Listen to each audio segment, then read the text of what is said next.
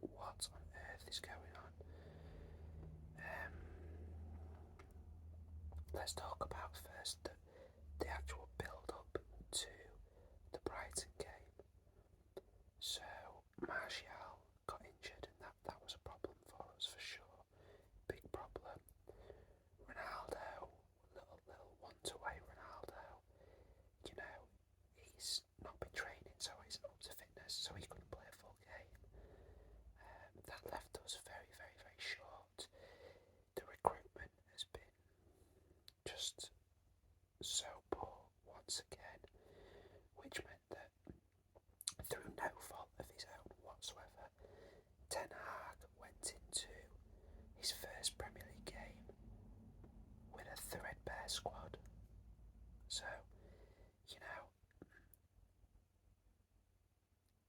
in terms of his input, was it the right move to play Eriksen as a false nine?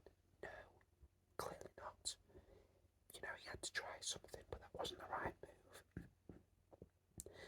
Bruno was played as a bit of a false nine. Under Ollie at times, that felt like the more sensible move. But other than that, I can't really fault Ten Hag whatsoever. Then let's go through the team. So, you know, I'm a Man United fan, guys. I would rather be wrong about the things that I've said this summer than sit here smug saying I told you so. I really would. But there, we saw he's going to really, really struggle. Exactly what I've said all summer. He's going to really, really struggle.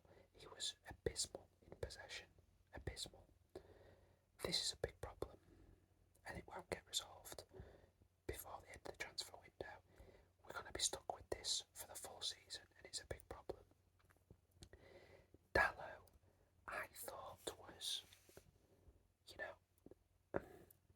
Dalot's performance largely is how you would actually categorise him as a player. He was okay. He was okay at most things. Dalot doesn't excel at any side of the game whatsoever. His biggest weakness is his defensive awareness and positioning and things like that. Now, he made some good overlapping runs for Sancho. That was good. He was neat enough and tidy enough in possession. He wasn't giving the ball away like some of the others were. Fair enough. He had good pacey recovery. So that was okay. You know, nothing you didn't say good, but was okay. The first goal, however, he was completely at fault for that. Just completely lazy in terms of getting out to Pascal Gross, who had all the time in the world to pick the pass in behind for Danny Welbeck to run onto. And yeah, just poor. And you see that a lot from Man United players. They don't sprint to meet their man. They never sprint for their defensive actions, typically.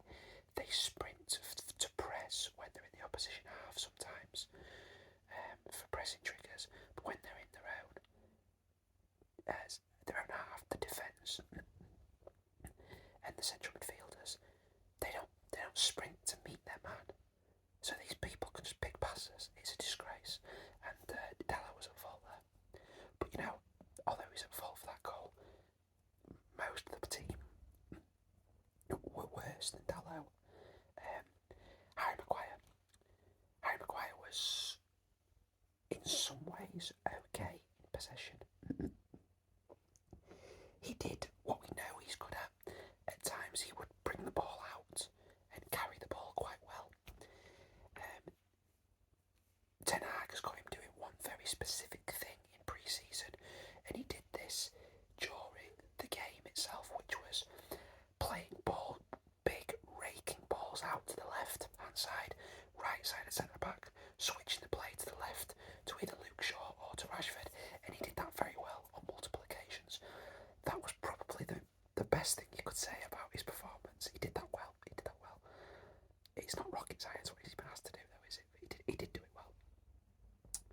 And as I say, there were occasions where he was okay in possession, particularly his carrying. Possession-wise, where he wasn't okay was so ponderous.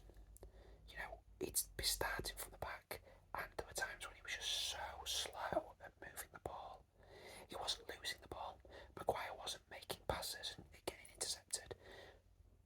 so slow that we lost all impetus, and that was poor.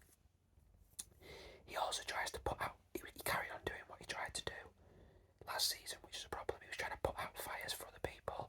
Just stay in your line, stay in the defensive line, stop stepping out to do that. We don't need you to do that. And the worst part of his game, and actually what I would say is, high line is a problem. His actual powers of recovery in terms of running back weren't that bad. He was alright, he covered the ground quite well. So that was a positive and surprising positive. When he's in his own box though, and he has to start picking people up, it was horrendous. He just stands and watches and waits, and he doesn't mark well in his own box at all, and it was bad. It was bad, and he overall he had a bad game. Lisandro Martinez. Now, again, he was actually quite good in possession overall. He got caught in possession, but I think you could see when he got caught in possession and he got booked, he was looking round to kind of say, guys, help me, move. And again, a bit of a shock to the system there, Lisandro. These players don't move. You're trying to pass to static people. He's used to Ajax, where people are just, you've got 3 options to pass to at any one time. These lot just stand, or they jog. It's a disgrace. It's a disgrace. The player on the ball doesn't have enough passing options most of the time, and he saw that, and he's probably not used to that, so I can forgive that, because he's walked into a shit show, and he's not used to having to just keep the ball like that, where his game really was poor. And this is what people talk about with him, and there's people joke, have we got another Marcus Rowe? Not because of his size, and he's Argentinian. Rash. For the slide, where he went to slide and missed, Welbeck got in. And there was another occasion where he was rash as well. That was a penalty, by the way. He gave away a penalty. That was 1,000,000% a penalty. Should have been a penalty, but wasn't given. Yeah, he's rash. He's rash, and he needs to curb that in the Premier League. That can't happen. But he was nervous. He was clearly nervous. And look, I'm not gonna talk smack on the guy. It was his first game. Understandable. The blame does not lie with Lisandro Martinez. Do you know what I mean? For this performance, Luke Shaw. I'm just sick of his laziness. I'm absolutely big sick of this guy's laziness. Do you know what? Obviously, your eyes can be deceiving. A lot of people call Luke Shaw fat, and he looks it. He looks fat to me. He looks fat for a football player. I guess he must not be. The staff must be happy with his build and his size, and fair enough. I am absolutely sick of seeing Luke Shaw jog, though. I'm sick of seeing this guy jog. Like Dalot, he jogs out to his man rather than sprinting to his man to engage when the ball goes to his side. And throughout this game, Luke Shaw would be the out ball for us to spread the play to.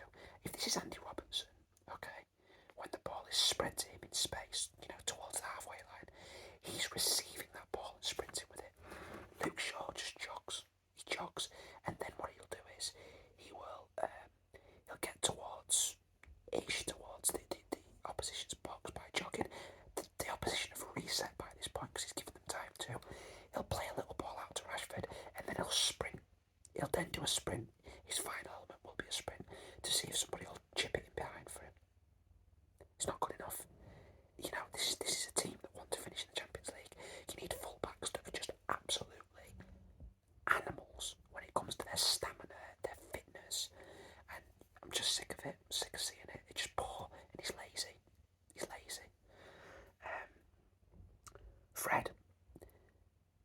Now, performance-wise, Fred probably was the worst on the pitch.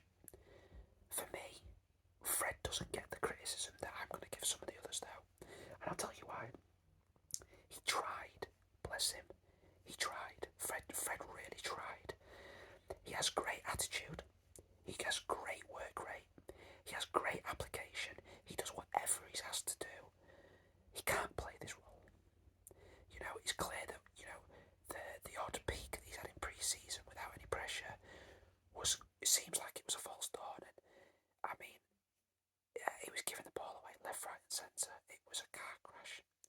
was a car crash. And that's all I'll say about that. And it's clear why he wants to bring in Frankie so badly. It's not going to happen for Frankie. We need to bring somebody in. Now we're now linked with Rabiot. I mean, what? I'm sorry, I am going to swear at this one. Fuck the algorithm. What the fuck is going on there? Rabiot. What? What the fuck is going on there? Now, we're a shit show. This club's a shit show. If I honestly, and I mean this sincerely, if I was Ten Hag, I think I said this in the first Ten Hag video I made earlier this year, where I said if it gets towards the end of the summer and they haven't backed him, he should resign. Just proper go out in protest.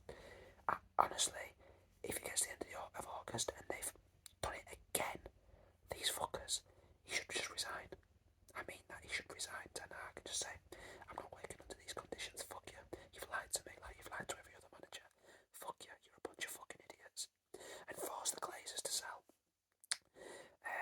But they need to back him and they need to bring in somebody good to play the role that Fred's been asked to play.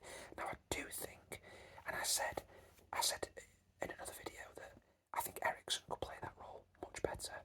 And when he dropped deeper, that was better. I would like to see Eriksen the next game against Brentford, ironically, playing in that role. That's where, for now, he's the best option that we've got in the entire squad to play that role.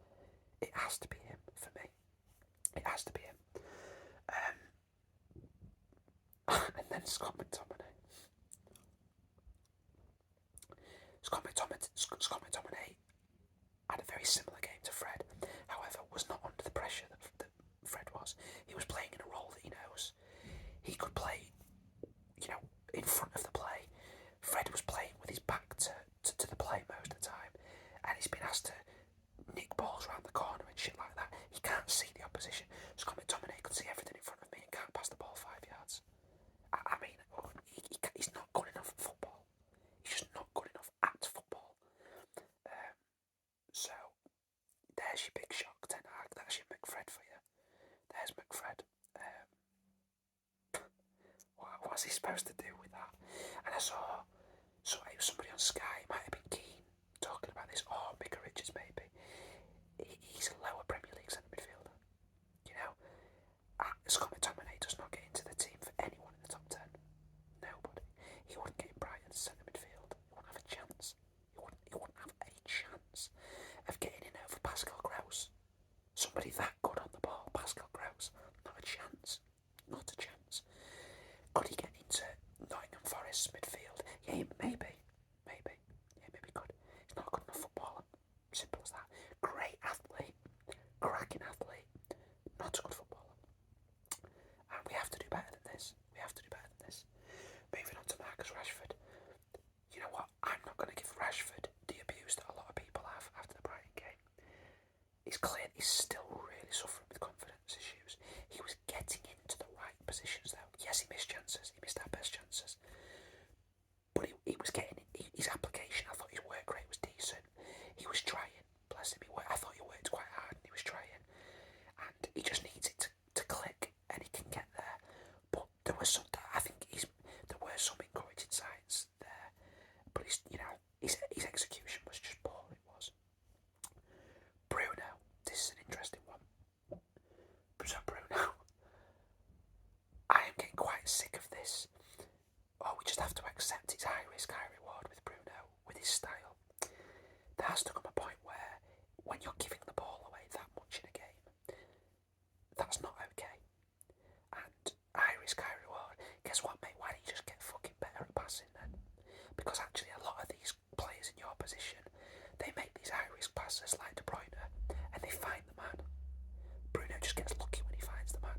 He needs to actually improve his passing ability. I am sick and tired of seeing him trying to whip balls in and not being able to clear the first man and stuff like that. If you can't do it, you need to play safer. Sorry, you just do. Because you give the ball away far too much. Far too much. Sancho. A lot of people give Sancho dogs abuse. I'm not going to, because I know it's something that I've not heard anyone else talking about. Sancho made an unbelievable amount of runs that were great runs in behind. Nobody tried to find him once. It's the Shinji Kagawa curse. We've had had and the Van de Beek curse. We've had so many players come that make intelligent movement, and the players either don't see them or dare try and make that pass. And I felt sorry for Sancho, I really did. I felt sorry for him because he didn't stop making the runs, and nobody tried to find him. You know, you look at the runs that Haaland was making, and the penalty that he got and the goal that he scored. Sancho was trying to make runs like that, in behind. No one's even bothering. Shit show. They cannot pass the ball, guys. These players can't pass the ball. They're just not good enough. It was just horrendous to see that. So I'm not attributing blame to Sancho. I'm not.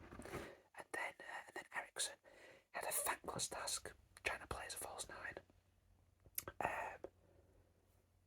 Couldn't have expected anything from him there.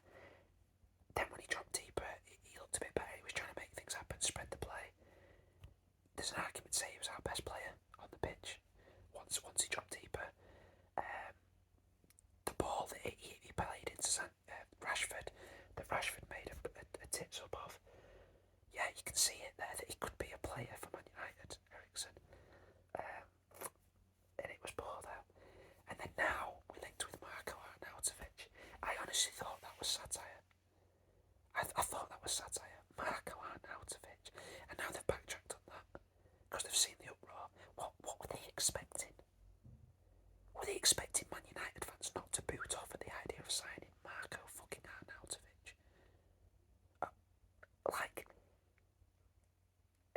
It's like you have to genuinely marvel, and the marvel is the right word here.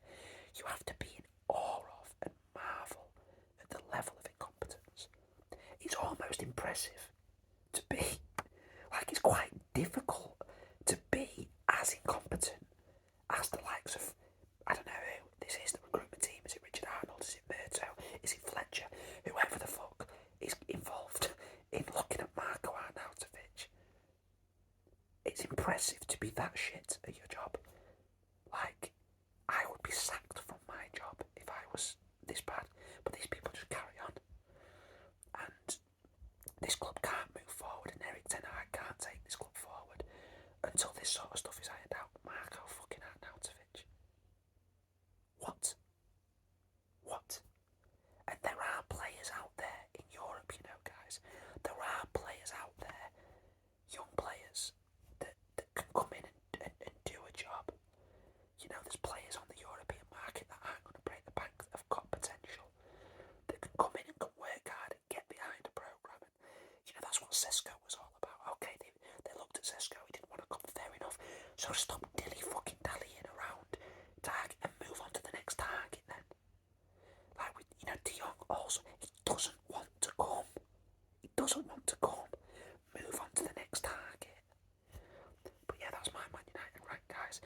And, you know, look, Man United fans, non-Man United fans, please tell me your thoughts in the comments. What do you think? Am I right about some of the things I've said?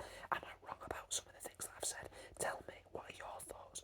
I'd love to hear, because I'm in the same boat